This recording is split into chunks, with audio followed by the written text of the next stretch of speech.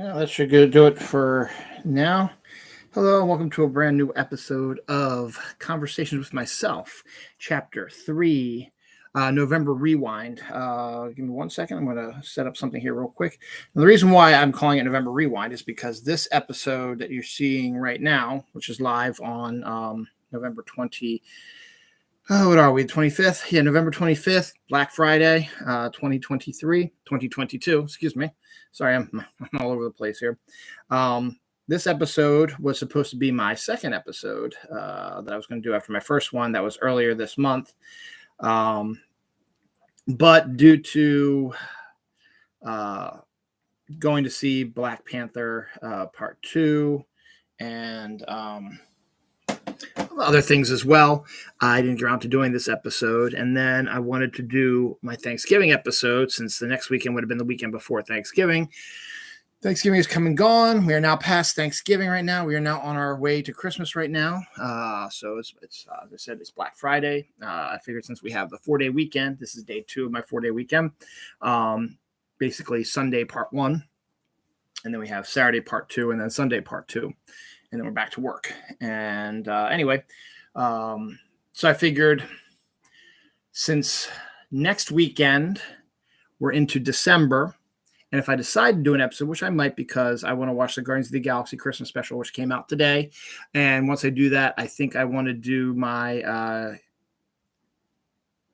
was it 2009 through 2022 Marvel MCU countdown sort of thing, story episode that I've been thinking about for a while.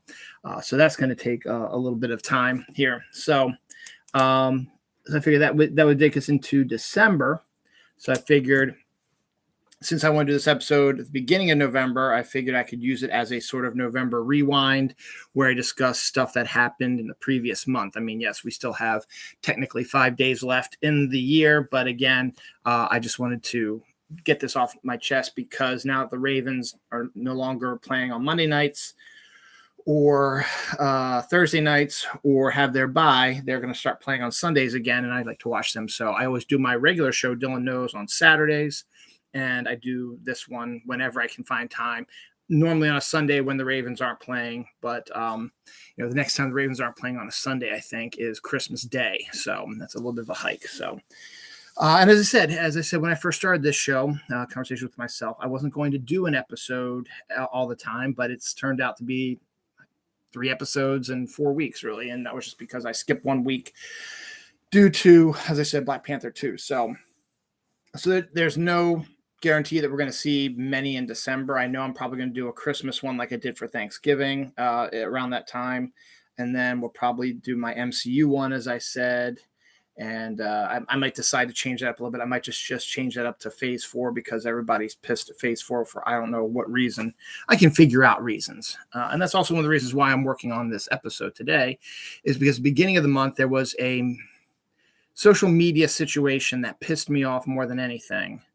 Actually, there's 2, but one affected me personally, and the other is just sort of a universal sort of thing, which I'll cover in both of these.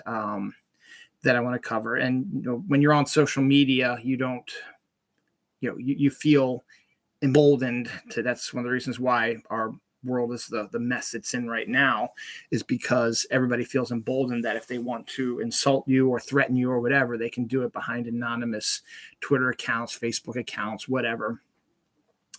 And they can say stuff to you online that if you were face to face with them, they would not say to you to your face, because most people who do that type of stuff are cowards on social media. So we'll talk about that a little bit. I want to talk about MTV, which is something I'm just a real quick thing about that, because I started thinking about that at the beginning of the week also, beginning of the month also, and I just wanted to mention something quick about that. The election, I was going to talk about that. I said that I would do an episode if I was pissed about it. Maybe not so much if I was happy with it. I'm fairly happy with it, but I'll just go over and do sort of like an election sort of thing. The return of a family member, I'm going to discuss that as well. My lottery conspiracy again, beginning of the month, something happened that I don't believe in, and I'm hopefully going to get to my Ron Underwood story, which I've been teasing for the last 4 weeks. So let's start with social media stuff. I am not going to use the person's name because I don't want to give them any more power, and I'm pissed at them. If I slip out a pronoun, it's on accident. I don't want to reveal anything about them because I don't want to give them any more leverage or leeway, and they may still catch it on here, even though I have blocked them on Facebook and Instagram, and they did not have a Twitter. And it's been a situation that's been happening, particularly on my Facebook. Twitter, not so much. I can go on Twitter and really just do whatever I want to on that. That could change now with Elon Musk taking over, but that's something we'll talk about in a little bit. But this is more generated around Facebook. So I had this Facebook friend who I've had since the advent of Facebook, someone I worked with. Again, I'm not going to give any more information than that, but I'd had this friend since the advent of Facebook when we were working together, and we both got into it around the same time. And, I wouldn't say we were best friends, but we were acquaintances. And when we worked together, we seemed to do okay. And we did not, despise each other as much. And then they went on to get another job, and they came back periodically to check on us and just see how things are going, because they had lots of friends still at my company. And it was always a blast catching up with them. But then all of a sudden, I guess it was probably sometime, I guess it was last fall, I think is when it really started. When the Baltimore Ravens, my football team, was absolutely horrendous due to injuries and all that stuff. And I usually do, when I watch the Ravens games, I tend to usually make comments on my Facebook page about, can I believe this? You guys look like crap. And I always, I'm insulting them, and I know it's not entirely, all their fault. There's all kinds of different things, but I feel that in a weird sort of way, if I insult them on Facebook, they know that I'm insulting them and they do better. And in a lot of cases, I've had to eat my words, and I'm very happy with that. Like I say, there's no way they're going to win this game. And then they turn around, as soon as I write that, they turn around, have an amazing series and get the lead in the game and end up winning it. So I end up having to give me a culpa, but I don't care, because I feel that I did that because I insulted them. So it's stupid belief, and I know it's not true, but one day, this person, who, as I said, is friends with me, was commenting about how I'm so down and negative on them and give them a chance and blah, blah, blah. And so like that. And I told them, look, I'm doing this, A, because they are deserving, because can you tell me that they're not looking as good as they are? And B, it's also, a stupid little belief of mine that I believe that me insulting them helps them play better. It's like the same sort of things you have when, you're not watching a particular game and you're checking the score on your phone and you see that they are winning and doing really well. Like, oh, I want to check this. And you turn on the TV, and the minute you turn it on, they start sucking. So you're like, oh shit, this is probably about me. So then, they give up a touchdown or whatever. So the game comes much closer. Like, okay, I'm not going to watch anymore. So you flip the channel, or you turn off the TV, and you go back and you do some other stuff, and you check the score, and it turns out that they turned around and they still won the game with another touchdown or so after that after you left, they scored another touchdown, or they shut down the team or whatever, and they won the game. So sports beliefs are really stupid and funny, but in some cases you just gotta, you gotta treat them with respect sometimes, because who knows, people wearing the same clothes all the time during a win streak tends to work sometimes too. Again, I know it's all, anyway. So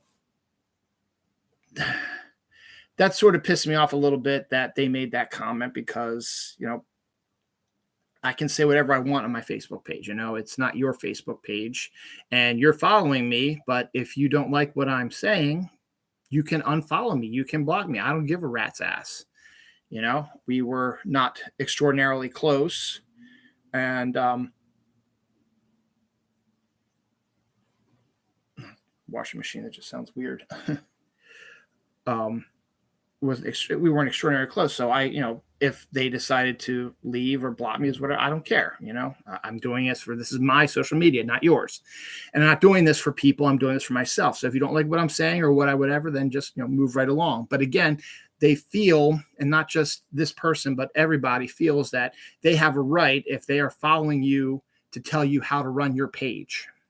And then if you turn around and do the same thing to them, they get all defensive. Like, you can't tell me what to do. It's a way of trying to, get power. And yes, this person is a Republican, and no, it's neither here nor there, but that's the God's honest truth. There was someone else who wasn't a Republican, but when I became friends with them years ago, so friends of the family, it was a lot closer to me than this person was. And they blocked me and stopped following me because I kept tweeting out like snarky stuff about Walking Dead and stuff like that. So my Facebook page would come up with like 20 or 30, things, status reports that were me just snarking on Walking Dead, because that's what I did on Twitter. I snarked on that. And then when I had the Twitter connected to Facebook so that I wrote a tweet, it would be on Facebook as well. That person didn't like seeing this constant flow of just these stupid, snarky things. They're not watching the show, so why the hell should I have it on my feed? That sort of thing. So they said, "I'm sorry, but I'm gonna unfollow you because I don't want to read this stuff." And I was like, "That's fine, that's cool, but I'm gonna keep doing it because it's my social media." So that one worked out fine, So this person just said that, and then it got me thinking. It's like at this point, it's like, fine, you know what? I'm just gonna stop, saying anything. And sure enough, I'm gonna stop making these comments about how bad they were, and me having to do mea culpa, stuff like that. They played really, really badly and ended up having a losing record. So after a while, I just moved on and did other stuff. And then it really started to get big, I think, during the summer. Started to get a little more annoying during the summer when they would come onto my page and they would make stupid comments about something. Like a lot of stuff I post on Facebook is stuff that I do for my Dylan Knows show, because my Dylan Knows show is basically me just talking about, pop culture and stuff that's going on the weekend. I like to talk about stuff. So I do like anniversaries of movies or records or whatever. It doesn't matter if I've seen them or not. I just like to have something to talk about. I was like, oh, there we go. I can talk about this. Like, today, which we'll talk about on my show tomorrow, is Aladdin's anniversary of when it came out. And there's another one, Planes, Trains, and Automobiles, another one. So I'll talk about that. But this person would make these comments, say, "This is a dumb movie. Why are you making this comment? I don't want to see this bullshit." Again, not your page. This is my page. I can do whatever I want. Why are you posting this? Because I want to, and you're a fucking dick. I didn't say that yet because I was still trying to keep up the friendly terms with them, so I just ignored them. And they would make comments on like all my stuff. They make stupid little snarky remarks about everything. And then one thing they say, "Oh, this is the one I agree with you with," stuff like that. It's like, oh, great, wonderful. That's wonderful. That's whatever. And then Facebook's algorithm also is always off, where I'm sure there's a way I can fix it, but at this point, I really don't give a rat's ass. Where I look through my feed and I don't have just stuff that was done today. It's stuff that was done 3 days ago, 5 days ago, 6 days ago, 1 day ago, 2 days ago, and it's all mixed together with stuff that is contemporary and recent. That's the way I like my system, so I don't mind doing that. So there was this one thing, because they are a huge Orioles fan, and I made a comment about them winning their 69th game as a joke, 69, ha, ha, ha, nice. It's such a joke that, despite what they said, is actually a joke that is still prevalent online. And they were like, "Oh, this was, you're a little bit behind the times. This was 3 days ago, blah, blah, blah, and, way to keep up on the times," or something like that. And I made a comment while I was making the joke about 69 and nice. It's like, "Oh, no one makes that joke anymore. It's stupid." Well, no, not really, because I see it on my feed all the time, and I see it done all the time. And it just annoyed the hell out of me. So, a little bit more time passed, and these remarks would come in spurts. It would be a spurt where they just would comment for a stretch of time for a few hours, and then for days and sometimes weeks, I wouldn't see anything from them. And all of a sudden they would be back again in another spurt. So I kept doing what I do and ignoring him, whatever. And they wrote this one status to me directly and said, "Why do you keep doing this? Go ahead and stop doing this. I don't want to see this stuff. I don't want to, why are you always posting this stuff? It's not something that I'm interested in, whatever. Why don't you change how you do things?" like that. And that pissed me off. And I just texted back. I just answered back to him, replied back to him, no, and left it at that because he was telling me how to run my page. And then I didn't hear from them again for a little while. And then this bit came up in November where they, again, one of these bulk ones where they responded to about 5 or 6 ones again saying, I don't want, why do you do this? This is a dumb movie, or this is stupid. Why is this on your page? You know, stuff like this. I'm not interested in seeing this. And I had enough. And I was going to ignore them again. But then again, they sent me another tweet says, I know you're probably going to hate me for this, but why do you do this? Why are you so negative? I don't care that it took you 3 hours to get home from work, or I don't care that your daughter's having issues, whatever. Doesn't affect me in any way, you know? So why are you writing this stuff? Please stop writing about this stuff.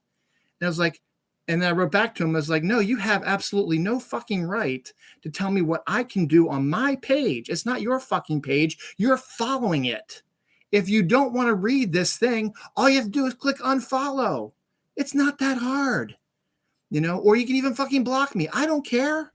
I really don't care. But this person was being a complete control freak, Republican asswipe, because that's what the Republicans do. They try to control everything. And they say that, you know, you have to do it like us. Everything is done for us, not for you.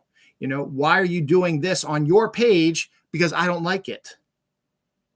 Again, that's the whole point of social media. You don't like it? Unfollow me, block me. I don't give a fuck anymore. You know, I'm getting ready to do that anyway. So I wrote all this down in a comment to him. And the minute I sent it, I blocked his ass. I unfollowed him. I blocked his ass. I went to Instagram, unfollowed them, blocked their ass. And that was it. And I'm done. I was done with it. You do not get to tell me how to run my page. How would you like it if I went to your page and said, stop writing about the Orioles. I'm tired of reading about them. Or I don't like Notre Dame and you write about Notre Dame all the time. So just stop fucking talking about Notre Dame because I don't like it. I guarantee you they would freak out, which is what every fucking Republican does, is that when you call them on something they do to you, they get all defensive because they're a bunch of pussies. So fuck you, Republicans. And fuck you, anybody who thinks they can tell me how to do my social media. Again, it's not that hard. You don't like it? Unfollow me. You don't like my YouTube stuff? You don't like what I'm saying here? You can unsubscribe. I had 2 unsubscribers, actually maybe 3 unsubscribers. I'm betting it's this person also probably unsubscribed, but once I blocked them and did all stuff, they unsubscribed and did the same thing to me. I don't give a fuck anymore. I'm not in it to try to get 100 million followers on any of my stuff. I'm doing stuff because this is stuff I want to do. This gives me a chance to do what I want to do. Gives me a little chance to have a little break from life, to do a show that I like to do, which I've been doing now for almost 11, 12, 13 years? No, not been that long. 9 years, 8 years, 9 years, something like that. I forget. It's been a long time, but I've been doing it for a really, really long time. And I like doing this. It helps me mentally be able to get the stuff out that I always want to say, because I'm the type of person who always pushes down the feelings. That's why I kept letting this person come onto my page and make all these comments and not unfollow them and not block them, because I thought maybe we could work something out, and I still like them in some form or another. But after what they said and what they did on my page back in early November, I said, I'm done with this fucker. And I blocked their ass. If you're watching this, fuck you. All right? You do not get the fucking right to tell me how to run my fucking social media page, okay? It's mine. You don't like it, fuck you. I don't care. I really don't care. So fuck off. All right, I got that out of my system, so good about that. Let's keep on this trend. I'm already fucking talking about fucking Republicans. As political stuff usually goes, the stuff when an incumbent president enters their first midterms, usually the opposite party has a huge midterm advantage. And so everybody was freaking out about that, thinking that the Republicans were going to take back the House and the Senate, and we were going to fall tailspin into fascism, which is still a possibility because nothing is getting done to the fascist assholes who are still in office and are still out and about stirring up stuff and still causing issues like the killing of gay people at a club the other night, done by a person who was riled up by people who said that gay people should be killed and destroyed. And then those same political people who said that say their hearts and prayers go out to those people killed in that fucking hypocrite bullshit. So everybody was freaking out about that. So the Democrats were pushing, we need to stop this. We can't have fascism happening, Roe versus Wade, all this stuff going on. And now that we look back on it, finally, it took forever because, it takes time. You're going to have runoffs and you're going to have recounts and you're going to have stuff like that because all this stuff is really, really close now for whatever reason. I don't know why it's even this fucking close considering what the Republican Party has slowly become. But the Democrats have taken the majority in the Senate for sure this time, not with those two a-holes who claim to be Democrats when we thought we had the majority with the 50-50 split and the vice president being the tiebreaker. No, and then these two became Republican stooges so that nothing got done, even though we own the House. We now have one up on them, so one person is not even. So we do have the majority. So even if both of these assholes continue to do their bullshit, we still cancel out one of those, and we still have the 50-50 thing. And the vice president, who's still a Democrat, will have the final. So we do have the final say in it. But there is one runoff that is happening in Georgia between Reverend Warnock and that fucking. I don't even know what his fucking name is anymore. The fucking football player who's a complete and ignorant nimrod, who's stupid as fuck. And is doing everything that your Republican Party's against. He's paid for abortions and he says all this other stuff like that. And he, is just a complete and utter lunatic, but he's still neck and neck with the Reverend Warnock, who's been doing really good. So if we can get Reverend Warnock past that and get him into the win in Georgia, that gives us an even better majority so that those two a-holes who claim to be Democrats won't even have a say in it at all because we will have at least a one-up majority on them. So we'll be able to stop other things. The Republicans, however, did gain back control of the House. But the good news about that is a very slim majority by like a one or two votes here and there, one or two representatives.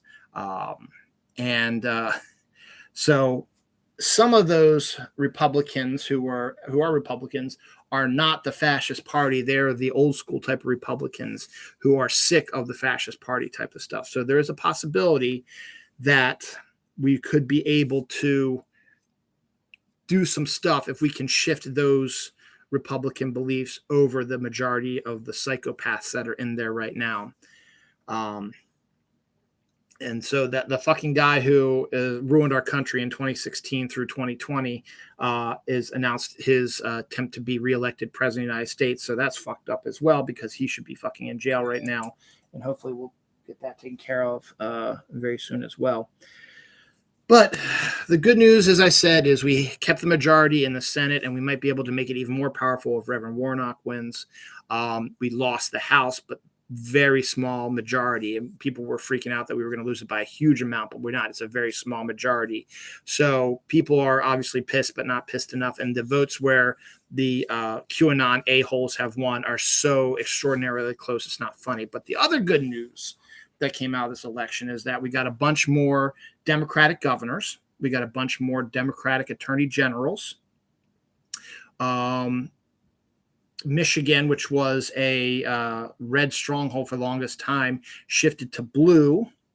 So we're in good shape there. Georgia is close to being sort of a reddish, bluish sort of combo because they're going to be more of a half and half. But Georgia used to be straight up red. That's now changing a lot.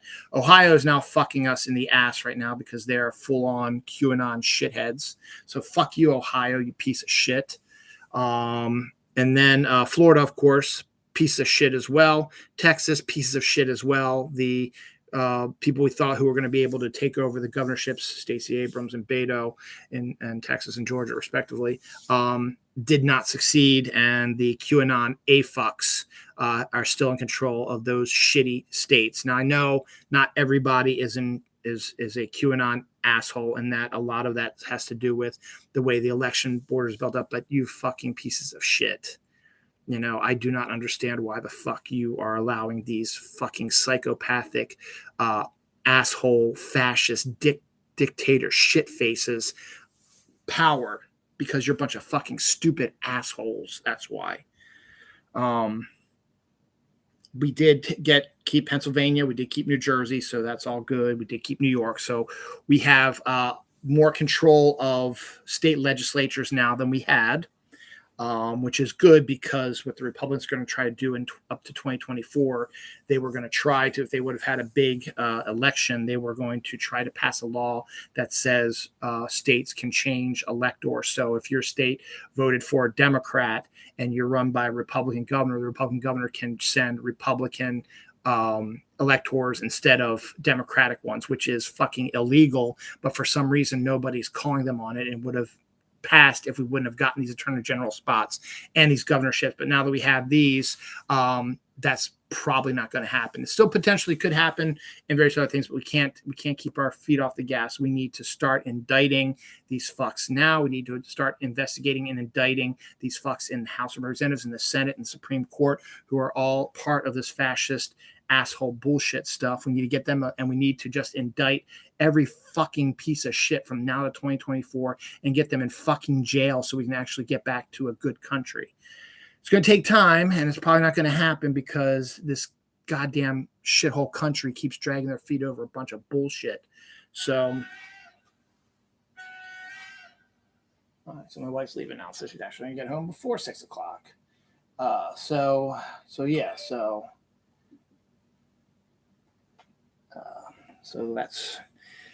that's we'll see how that all we'll see how that all turns out in the end. But right now, it could have been a whole lot worse. It's still not great, but it could have been a whole lot worse. So good on that. One thing that did come out of the election locally here in Maryland is we passed a bill to legalize cannabis for people 21 years of age and older, which is another name for pot. So we've legalized marijuana here in Maryland. So hopefully that's going to start going through the processes of doing that. We elected a Democratic governor. We had a Republican governor for 2 terms, but he was not a QAnon Republican, though that still gave the Republicans a foothold. But now we have a Democratic one again, so we're okay now. And hopefully once they get into office starting in January, this whole legalizing cannabis, because we voted to legalize it, will start rolling through there, and we can start maybe releasing the people who are in jail for possession and selling of cannabis as well, and clear out our jails a little bit, get these people their lives back, and make some money off of this stuff. So yes, you can now legally smoke marijuana here in Maryland for 21 years of age or older. So I'm okay with that. Again, I've never smoked cannabis before. I've been around people who have, and I'm okay if you want to. The only thing I hate about cannabis is the fucking stench of it, because I smell it all the time on my way home from work or whatever, when I'm driving through the city, and not even just the city, on the highways and the county, stuff like that. You can smell the skunk smell of marijuana permeating from cars that are on the highway. So basically, they're smoking marijuana while they're driving. And again, no. I have no issues with cannabis and marijuana. So that's why I voted to legalize it. And so I'm glad that it's going to be legalized. And now we just need to have our new governor, just as I said, pardon all the people who are in jail due to possession and selling of cannabis, and get them out and get them their lives back. And we can start focusing on getting the real criminals in jail, fucking Republican assholes. So we'll see what happens about that.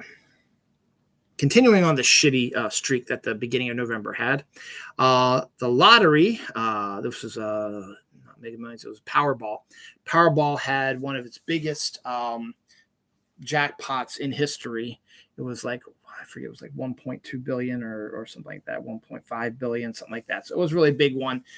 And if you would have taken the cash option, you would have gotten like $800 million and stuff like that. So it would have been a really good deal. They would good that. So they came to the draw, I believe it was on a Wednesday.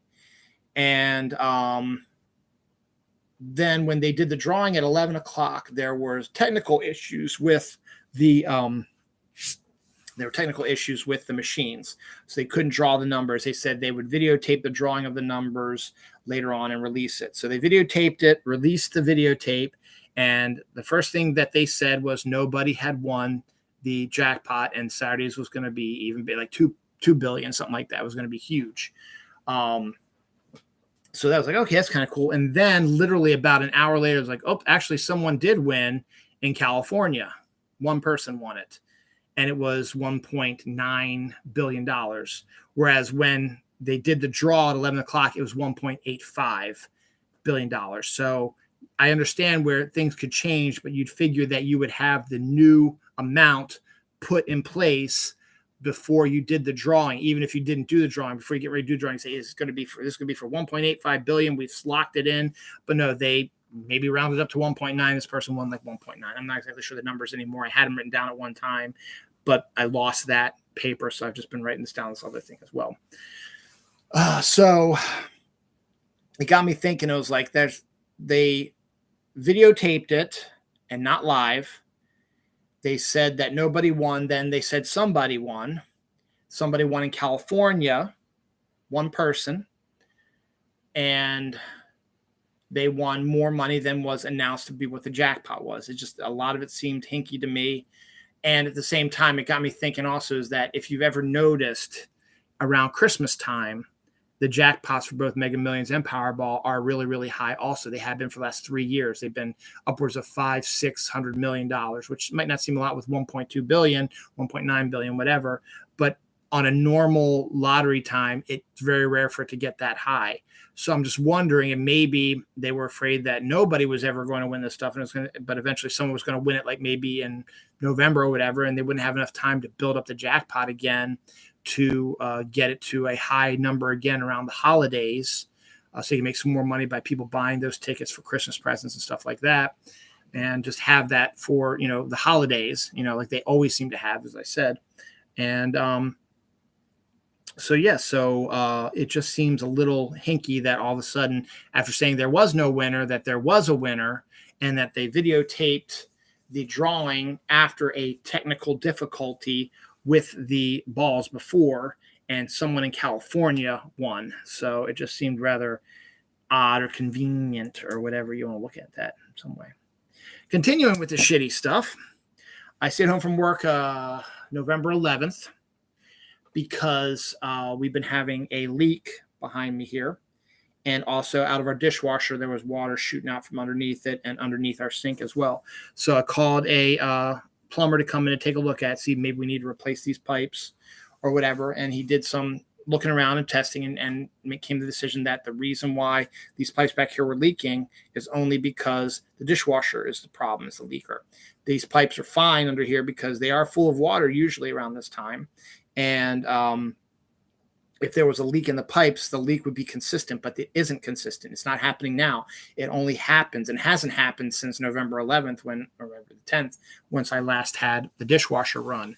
And they said just by looking at it, it's only in one section. There's actually 2 sections right there. There's one there and one over there. And those are the only areas where the water is pooling, where it was leaking. But everywhere else along the pipe wasn't leaking anywhere. And it wasn't a bigger area. It was contained into a smaller area. So we believe that what happened was there was a leak in the dishwasher, which would shoot the water out from underneath the dishwasher, which we pretty much figured that's what it was, but also that it would leak through the ceiling into our ceiling over here, or leak through the floor into our ceiling and pool in the areas where the pipes led to it from there. And that's why, we haven't had drips since we shut down the dishwasher. And we haven't had any accidents like that. So they said, he just basically said, you're going to need a new dishwasher. So we were expecting to do that anyway, because it was already being crappy and leaking anyway. So we were going to expect to do it. It's been in the house for 22 years. So we figured, it's time to get a new one anyway. So he gave us a suggestion for a new company to look into nearby, not your typical like Lowe's or Home Depot or whatever, just a local plumber company that also sells not just dishwashers, but refrigerators, trash compactors, garbage disposals, ovens, microwave ovens, all kinds of stuff. And so check out the prices. The prices are, fairly reasonable, up there with the standards of a Home Depot and a Lowe's for new refrigerators and new dishwashers and stuff like that. But these guys are plumbers, so they would put it in officially correctly, and could do the plumbing work and install the dishwasher at the same time, whereas the installers who do it from Lowe's and Home Depot might only know how to install it, but not do like a lot of the stuff you need for the plumbing. Like he gives an example, there's something that might need to be changed on our water system that will make it be able to use these newer dishwashers. And he said these guys from Lowe's and Home Depot would not be able to do that. They tell us to get a plumber, and they wouldn't put the dishwasher in until that was done. So I guess it is my closest still. It just seemed was quiet, but no, it still looks like it's running. So that's good. So we went to this. We checked this place online. It's literally right up the road from us. So we'll probably get a dishwasher from them. But we were also looking at they had a good deal to change up everything. My wife's been wanting a new range for the oven, new microwave since we got ours above the oven one broken anyway, and new dishwasher. And we did get a new refrigerator last year, but it hasn't been 100% great. So there's this collection where for like a fee of like $2,000, $3,000, we can get a new refrigerator, new oven, new microwave, and a new dishwasher, all for that amount. And they would install and do all that stuff. So, and then the garbage disposal, if you need a new one of those also, their cheapest one that is similar to the one we have now is $188. So we could have them just add that to the total and fix that as well. And we can have our whole kitchen redone here soon. So we're going to take a look at that soon. But with Christmas coming, I don't know when or how we're doing it. We're hand washing the dishes right now, and that seems to be working just fine. So it's a pain in the ass, but we'll see what happens.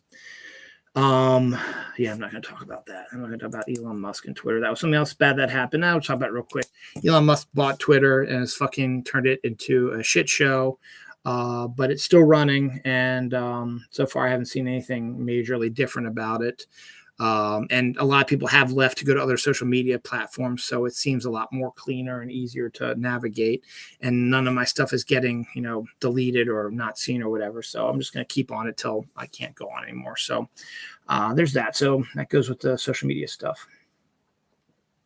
A family member has returned to us.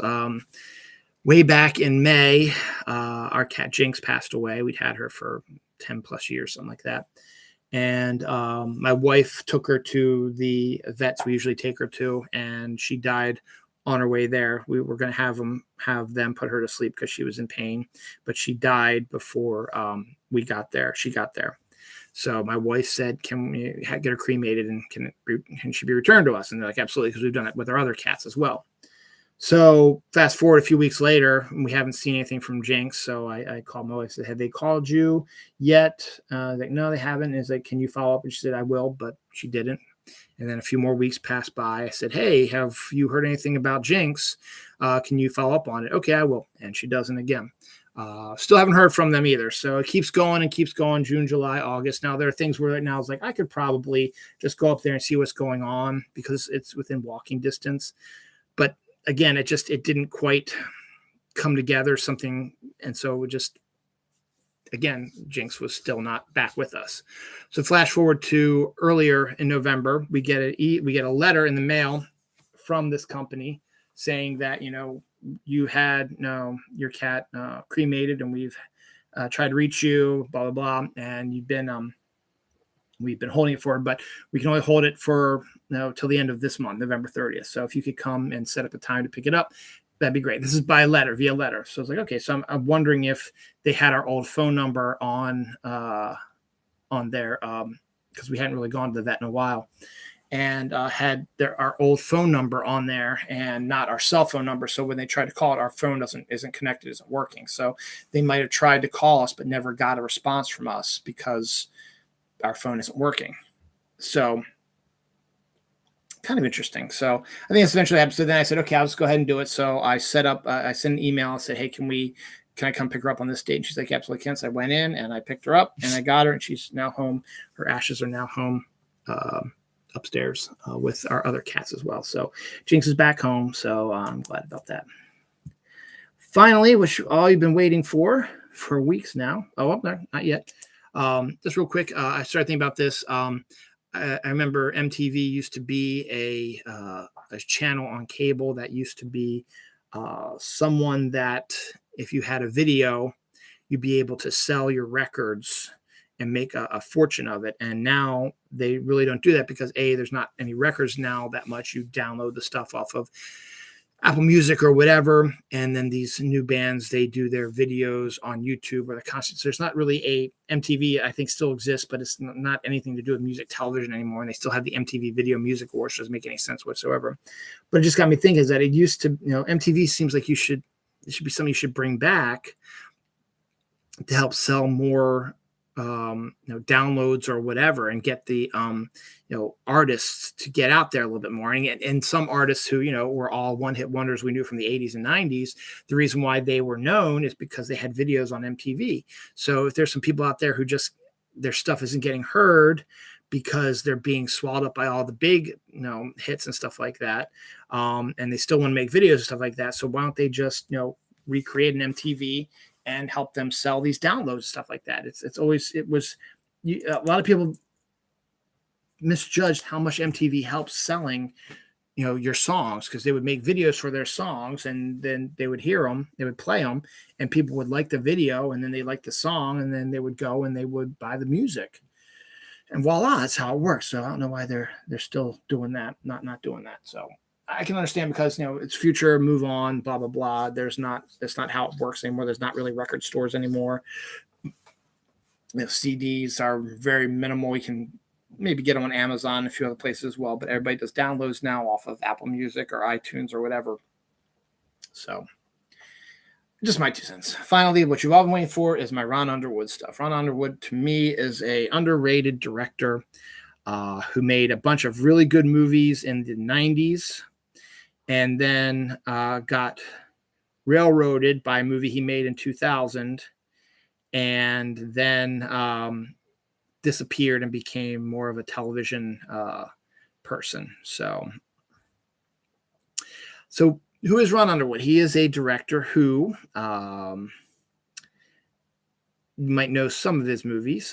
First movie he directed officially was Tremors from 1990. Tremors, the absolutely fantastic underground giant worm horror comedy with Kevin Bacon and Fred, let's say Murray, but I don't know if that's his name. And just it's a great cast in general. This cast of just kind of like loners, losers, whatever, living in this small desert town, getting attacked by these giant underground worms that not explained how they got there or whatever, but it's an insanely fun film.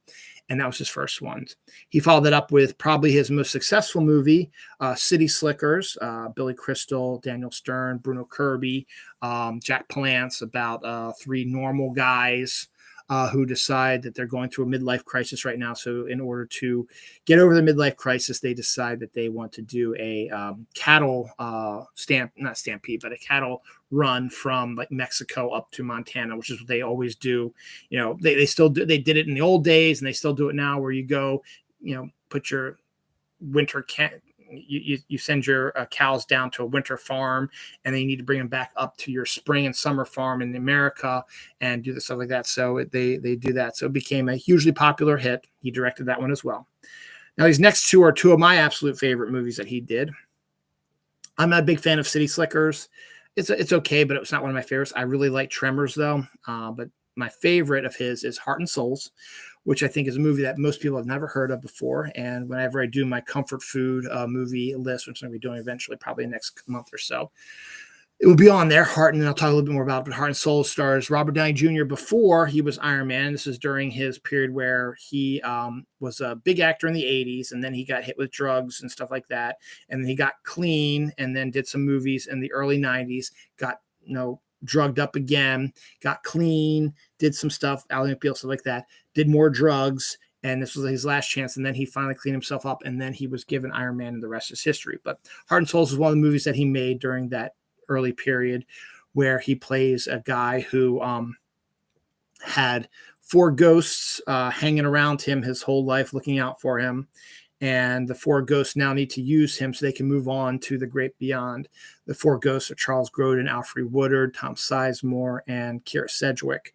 And, Robert Downey Jr. shows insane physical comedy in this. It is a lovely, fun, great romantic comedy, fun comedy movie that I absolutely adore to all my heart. And I highly recommend, if you've never seen it, you should go see Heart and Souls or see Heart and Souls. And then he followed that up with another great movie, another great rom-com called Speechless, with Michael Keaton and Geena Davis reuniting after their Beetlejuice movie, but this time they were playing speechwriters. Michael Keaton is a Republican speechwriter. Geena Davis is a Democratic speechwriter, and they are both involved in a Senate race in Arizona or New Mexico. It's one of those. It's either Arizona or New Mexico. I think it's New Mexico, actually.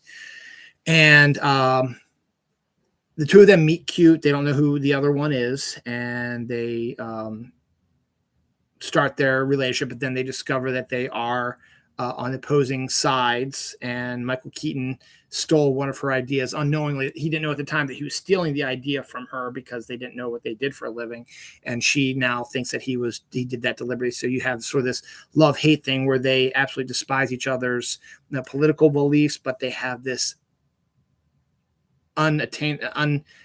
incredible chemistry, which they do. The actors have this amazing chemistry with each other, and it's when they sort of just meet cute.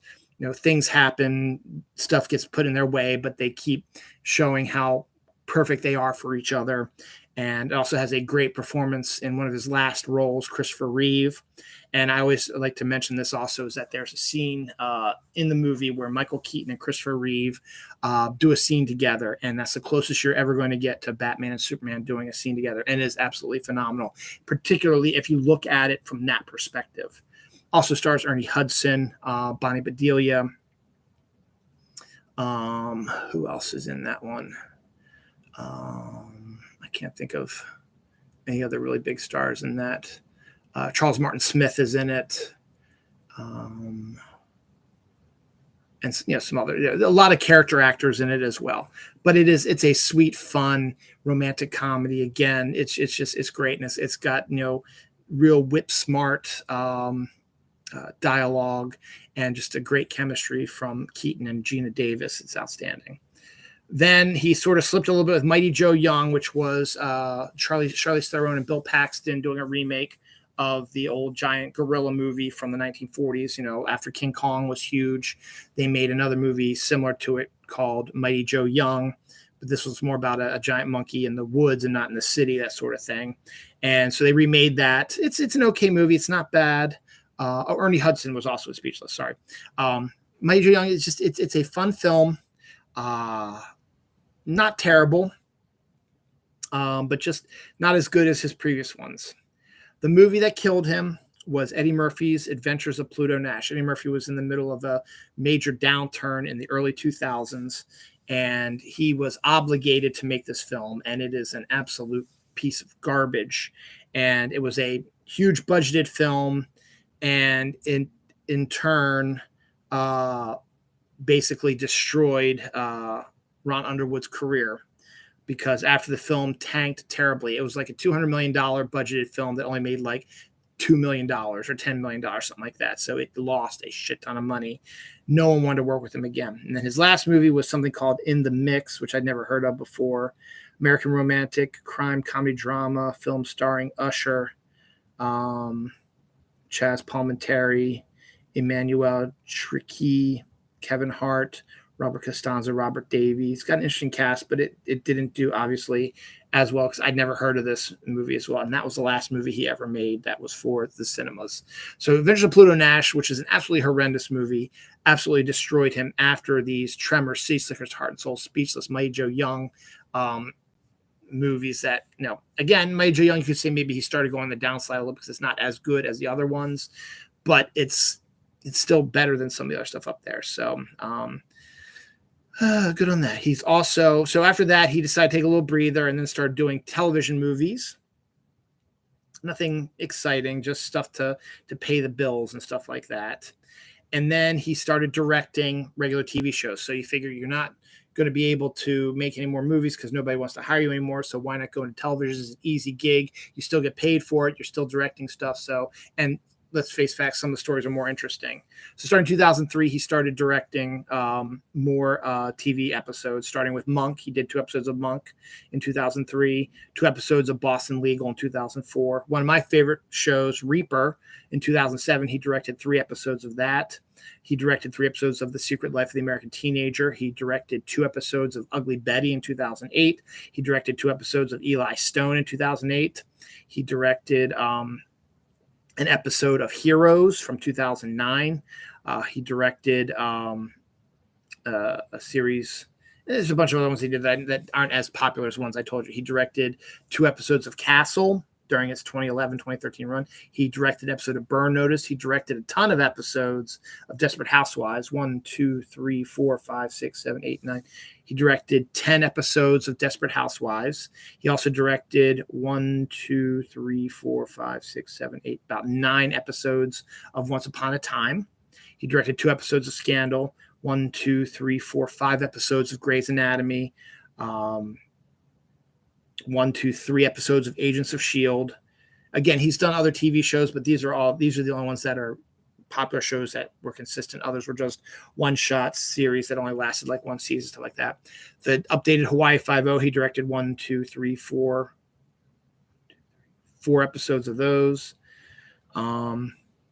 The new MacGyver, he directed 2 episodes of that. The new Magnum PI, he directed 2 episodes of that. He directed 4 episodes of Fear the Walking Dead. He directed 1 episode of Evil. Actually, 2 episodes of Evil, excuse me.